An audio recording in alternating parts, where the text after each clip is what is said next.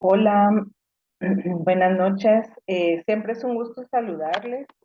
Espero se encuentren muy bien y que hayan tenido un buen descanso.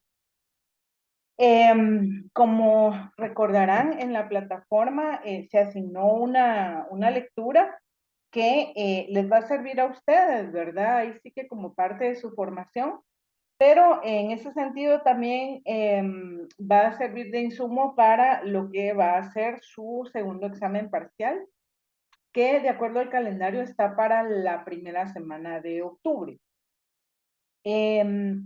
Por ello, yo quise subir el día de hoy un video donde podamos ver de forma gráfica también, ¿verdad? A través de un video, eh, cómo sintetizar toda la información que está allí contenida en el capítulo 3 de Hernández Sampieri. Comentarles, ¿verdad? Que como ya les había contado en otras ocasiones, eh, las personas aprendemos de distinta manera, ¿sí? Entonces, algunos aprenden más escuchando, otros aprenden más haciendo y otros aprenden más viendo, ¿verdad? De hecho, la mayoría de personas aprenden más u obtienen mayor información a través de la observación y de imágenes propiamente. Es por ello que aparte del documento que se les indicó que pudieran leer, también yo quise encontrar un video para hacer esa información un poquito más gráfica y sintetizarla de igual manera. Y claro, ir yo como deteniéndome en algunos pasos que son como más importantes o para aportar mayor información a lo que pues el documento tiene a bien mostrar. Les voy a compartir entonces la pantalla para que ustedes puedan observar el video y voy a ir haciendo pausa progresivamente en los aspectos que yo considero que es necesario explicar para que a ustedes les quede más clara la información, ¿sí? Voy a compartir la pantalla entonces. Permítanme un momento.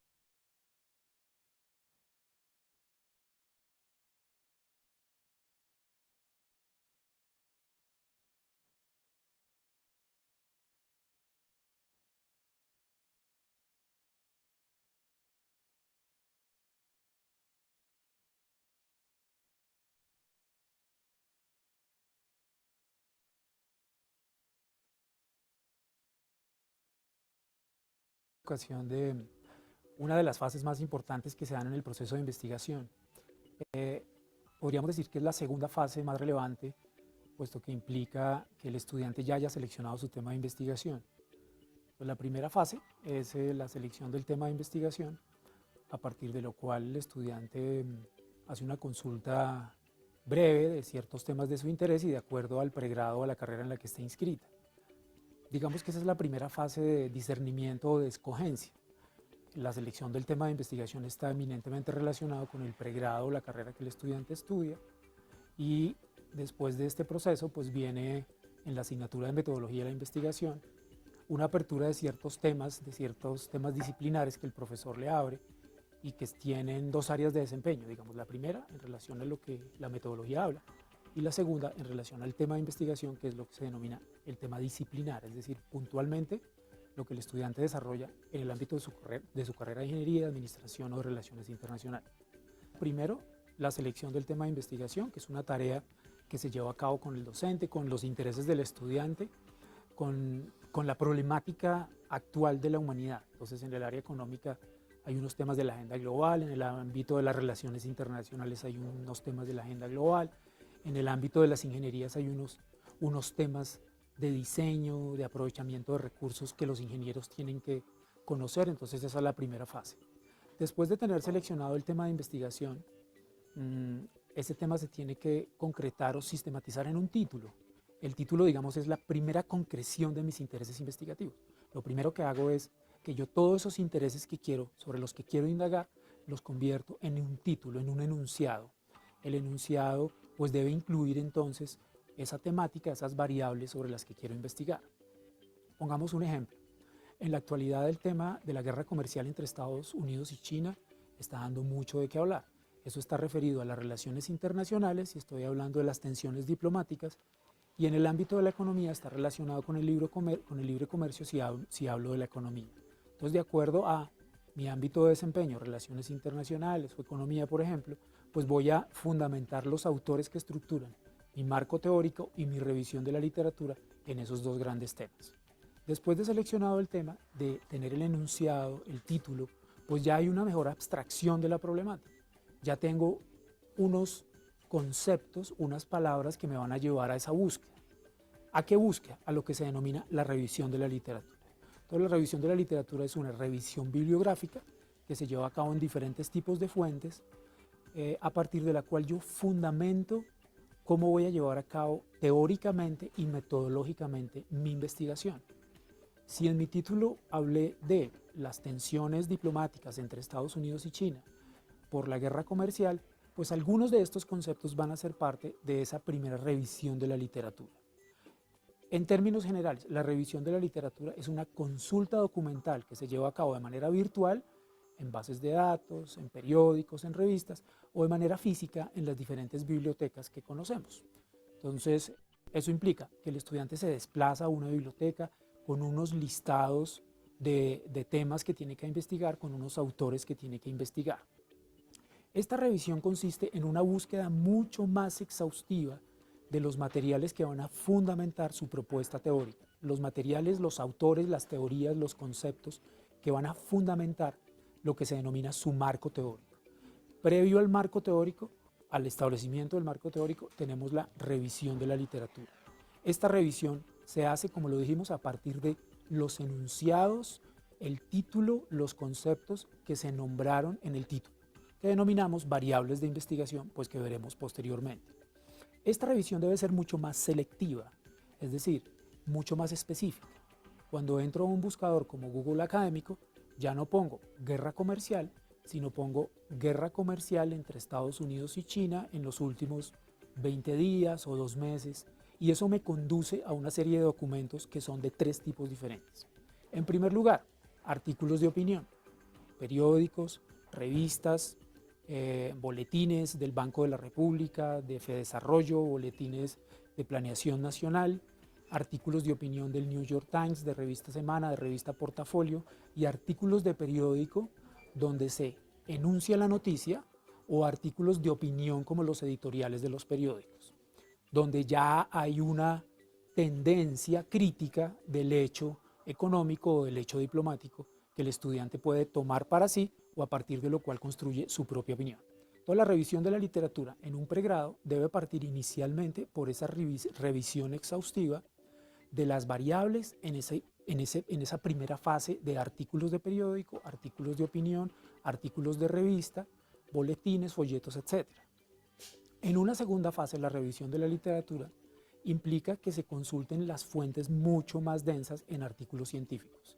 Los artículos científicos están publicados en revistas indexadas y no indexadas.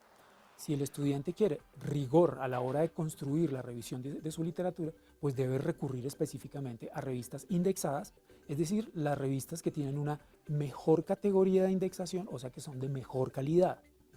¿Por qué son de mejor calidad? Porque los artículos publicados en revistas científicas, primero, son fruto de investigaciones rigurosas de grupos de investigación. Y en segundo lugar, generalmente son publicados por doctores o con personas o con profesores que tienen estudios de maestría. Eso implica que la calidad de la investigación va a ser mucho mejor. Por eso, citar artículos de revistas no indexadas o artículos de revistas de opinión, por ejemplo, revistas de chisme, no es procedente en las investigaciones científicas. Entonces, en esta segunda fase, los artículos científicos los buscamos en los buscadores o en las bases de datos. La universidad tiene muchas bases de datos en las que encontramos artículos de muchos temas en inglés y en español, porque en ciertos temas, por ejemplo, de vanguardia, como la cuarta revolución industrial, manipulación genética, desarrollo de nuevos materiales, optimización de energía, los estudiantes de ingeniería deben consultar artículos o papers en inglés, igual que los estudiantes de relaciones y de economía o de administración de empresas, puesto que las publicaciones en inglés son las que están más recientemente publicadas y con mayor rigor académico, pues porque son fruto de investigaciones rigurosas en las mejores universidades del mundo. En una tercera fase. Muy bien. Pues acá el video primeramente nos muestra bastante información que es de mucha utilidad y está relacionada precisamente con la lectura que se había indicado. Comentarles, ¿verdad? Pues como bien lo decía el expositor en el video, ¿verdad? Es necesario pensar cuando se selecciona un tema para la investigación, es necesario tomar en cuenta todos los aspectos que ya hemos visto anteriormente en el curso, que está indicado por ejemplo, en el libro de Ragin, también en Hernández Sampieri, ¿verdad? También tiene un poquito de relación con, digamos, la naturaleza del quehacer de las ciencias sociales, pero también con la motivación que pueda tener el investigador. Comentarles que esta lectura va de la mano con una tarea que se va a asignar al respecto, que tiene que ver precisamente con cómo elaborarían ustedes o cómo seleccionarían ustedes un tema de investigación, por ejemplo, para una tesis, ¿verdad? O para un trabajo de investigación, es un supuesto, ¿verdad? Pero sí es un ejercicio que vamos a llevar a cabo y va a tener una puntuación y se va a realizar en grupo.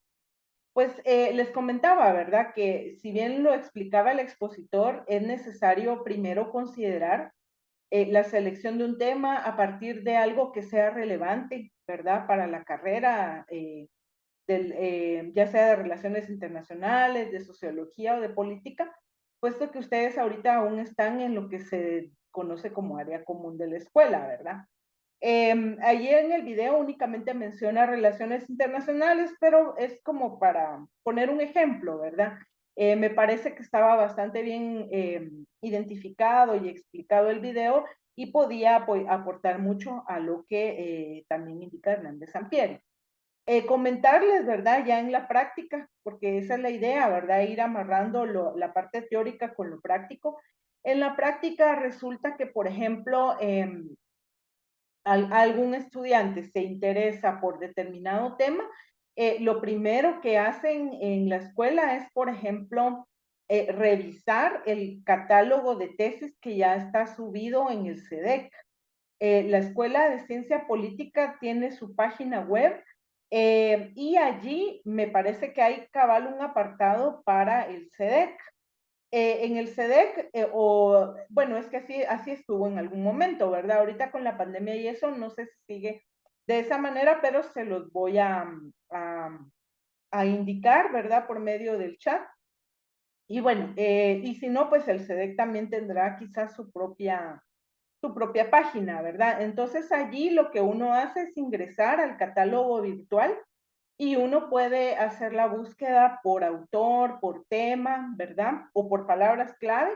Y entonces allí lo que hace el estudiante es revisar qué otros trabajos ya hay que son parecidos al tema que queremos seleccionar. Porque sucede que no es que como estudiantes en proceso de elaboración de tesis, ¿verdad? Hablo más a futuro.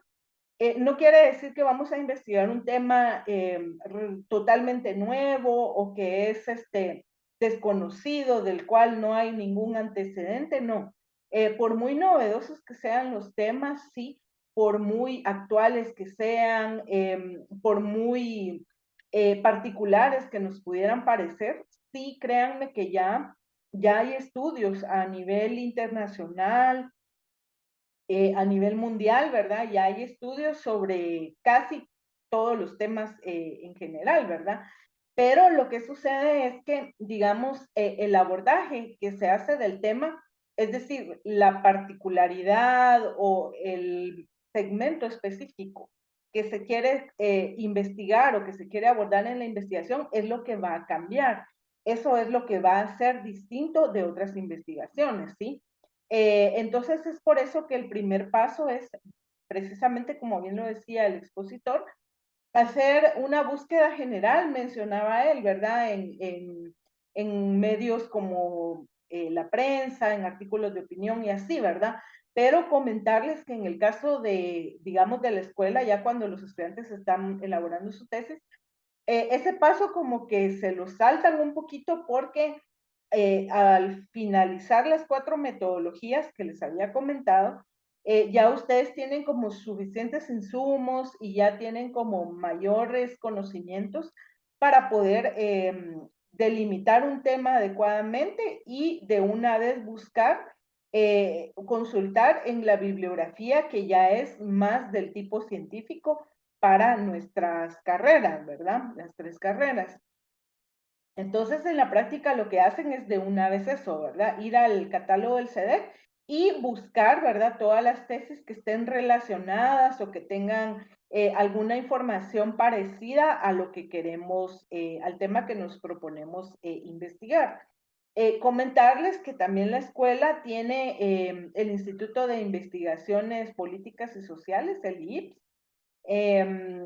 eh, pues antes de la pandemia, ¿verdad? Y un poquito antes de la toma, el IPS funciona, como ustedes lo saben, en el segundo nivel del M5, hasta el fondo, ¿verdad? Ahí está el IPS, funciona en la mañana de 8 a 1 y luego me parece que está otra vez de 2 o 3 de la tarde a 7 u 8 de la noche. O sea, la idea es que el IPS funciona en ambas jornadas, ¿verdad?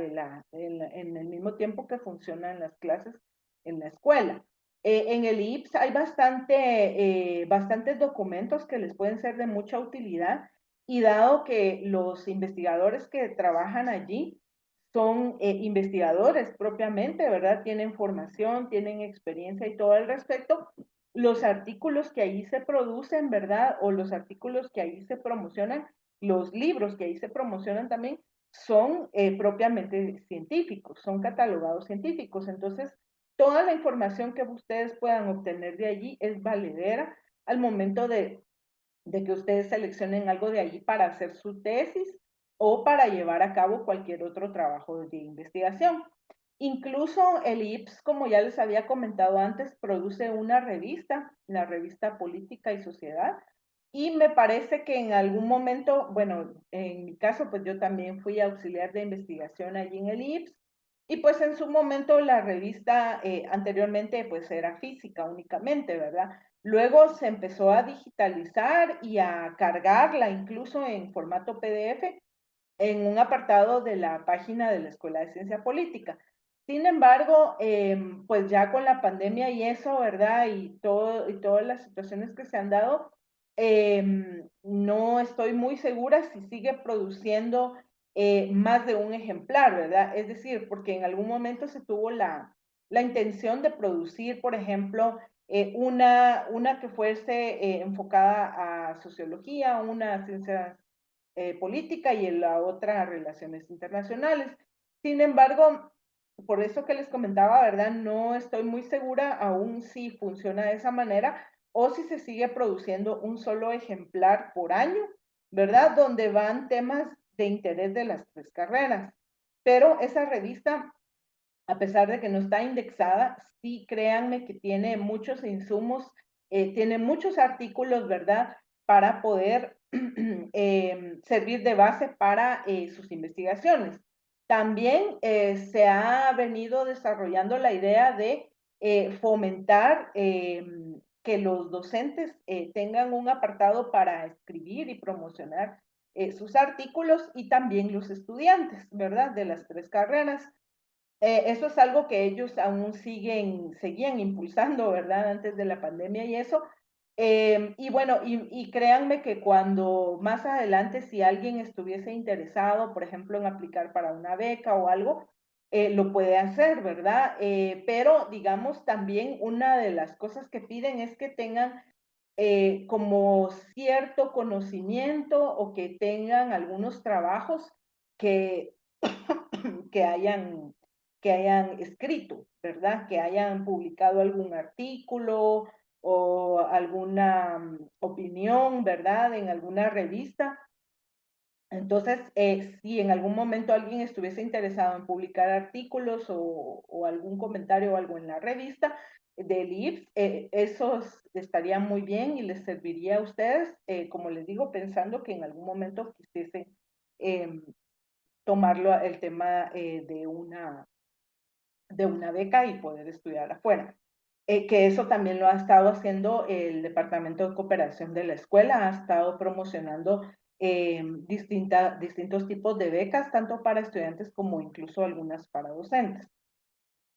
Pues comentarles, ¿verdad? En cuanto a lo otro que mencionaba el autor, también la universidad, propiamente la Biblioteca Central, tiene una página donde uno puede accesar a los catálogos virtuales de todas las carreras que hay en toda la universidad, porque cuando uno se gradúa, parte del proceso de la graduación es que uno debe llevar una copia de su tesis y dejarla tanto en el CEDEC como en la Biblioteca Central de la universidad. Entonces, todas las tesis que uno realiza en diferentes carreras, en diferentes jornadas y todo, tiene una copia la Biblioteca Central de la universidad. Entonces, ahí ustedes también pueden hacer la consulta. Es un catálogo mucho más grande, mucho más amplio. Cuando la biblioteca estaba funcionando, digamos, antes de la pandemia, ¿verdad? Las personas podían llegar personalmente y hacer sus consultas. Incluso estaba abierta, me parece que hasta los sábados en la mañana y lo extendieron en algún momento en el tiempo de Morphy, se extendió el horario hasta un poquito para la tarde para que pudiera haber como más opción de consulta personalmente en la biblioteca, ¿verdad? En día domingo no estoy segura si ha funcionado, me parece que no, me parece que antes funcionaba de lunes a viernes, luego de lunes a sábado, mediodía, y después me parece que lo extendieron sábado como tipo 3 de la tarde, una cosa así. Pero pues creería yo que con el tema de la pandemia esto se pudo haber fortalecido la parte, digamos, de la promoción y el acceso a los catálogos en forma digital. Entonces, lo otro que mencionaba el autor, ¿verdad? Es que en algún momento es necesario tener como sistematizadas las distintas fuentes que se han consultado. Anteriormente, comentarles, ¿verdad? Se trabajaban unas fichas en físico, eran más o menos del tamaño media carta, algunas son blancas, otras tienen líneas, y pues la idea era hacer una ficha por cada una de las fuentes que íbamos consultando durante el proceso de la realización o el proceso investigativo de la elaboración de la tesis. Entonces, en esas fichas, como bien lo decían, se colocan primero por autor, ¿verdad? Empezando por los apellidos y los nombres. Se colocan palabras claves o el tema principal, se colocan las páginas que fueron consultadas y un breve, no, es más pequeño que un resumen, ¿verdad? Pero digamos como que ideas más principales que se extrajeron de esa fuente. Lo que sucede es que durante el proceso investigativo, el proceso de desarrollo de la tesis, resulta que vamos consultando diferentes fuentes en el camino y llega un momento en el que puede fallar la memoria de en cuál libro estaba o en qué página la información respecto a un determinado concepto o a una determinada variable. Entonces, para evitar eso, ¿verdad? Se sistematizaba las consultas en ficha, ¿sí? Sin embargo, también como ustedes sabrán, ¿verdad? Con todo lo que se ha agilizado las comunicaciones, también se ha tomado ahora que esas fichas, en lugar de hacerlas en físico, pueden ser digital e incluso pueden ser en Excel para que la búsqueda sea un poquito más rápida, esté más ordenada, ¿verdad? Y también sea más fácil de ir sustrayendo información de ella y para irla incluyendo de una vez en los apartados de la tesis, ¿verdad? En cualquiera de los capítulos en los cuales se necesita agregar esa información. Entonces, esa es como son como los pasos iniciales, ¿verdad? De cómo uno debe hacer la consulta de la revisión bibliográfica, ¿verdad? Como bien lo mencionaba el expositor, ¿verdad? Las palabras claves o las variables, ¿sí? Y tener como un orden, ¿verdad? Porque van a ser muchas las fuentes que se van a necesitar ir consultando en el camino.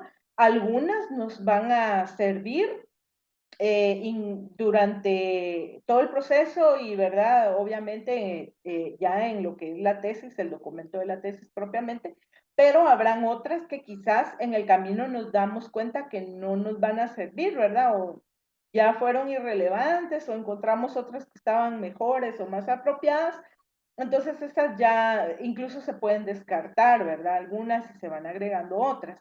Pero sí es como importante tener esa claridad, mantener un hilo conductor de lo que se está investigando, de lo que se está consultando. Y también mencionaba el autor un poquito lo del tema de la temporalidad, es decir, consultar fuentes en la medida de lo posible que sean recientes, que no sean tan antiguas, porque es posible que la información, si proviene de una fuente muy antigua, ya quizás esté desactualizada o esté desfasada.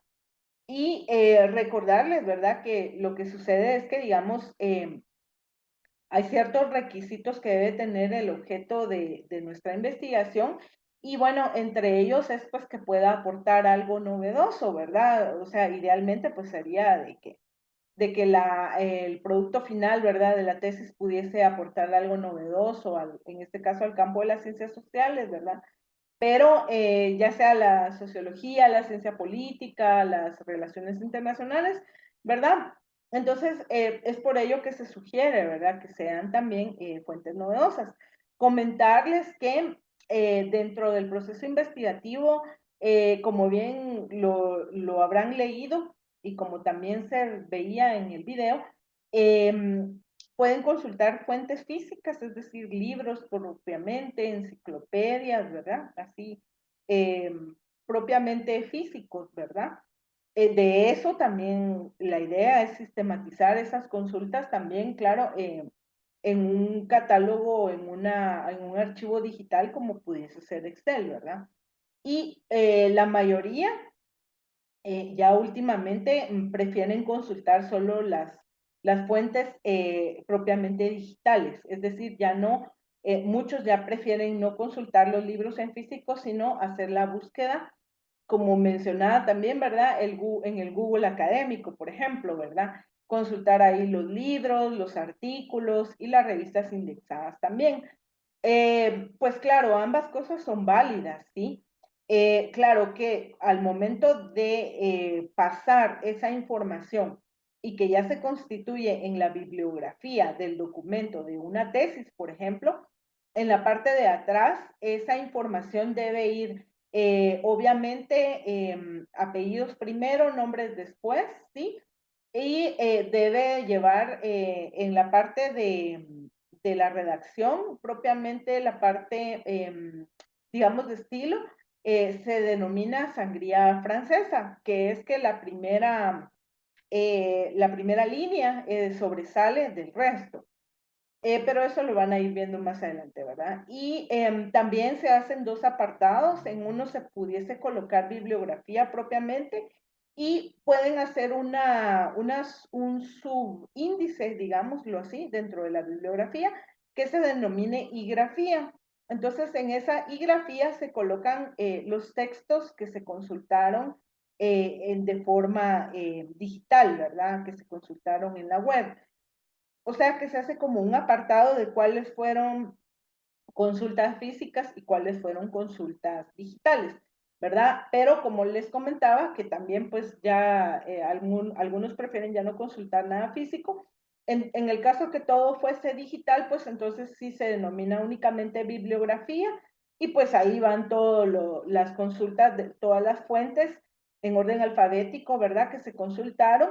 Y muy importante es también colocar el link del cual se sustrajo la información y se tiene que colocar recuperado en, y se coloca el link propiamente, pero también es necesario hacer alusión a por lo menos el mes y el año, por ejemplo, ¿verdad? Para tener claridad, porque a veces también en la web habrán documentos que desaparecen, artículos que desaparecen, quizás porque los cambian de dominio, quizás porque ya no están actualizados, ¿verdad? O se sustituyeron por otros. Entonces, por eso es necesario poner ahí, colocar, ¿verdad? De cuándo se hizo esa consulta y el link propiamente del cual se recuperó el documento donde está la información de la cual estamos hablando.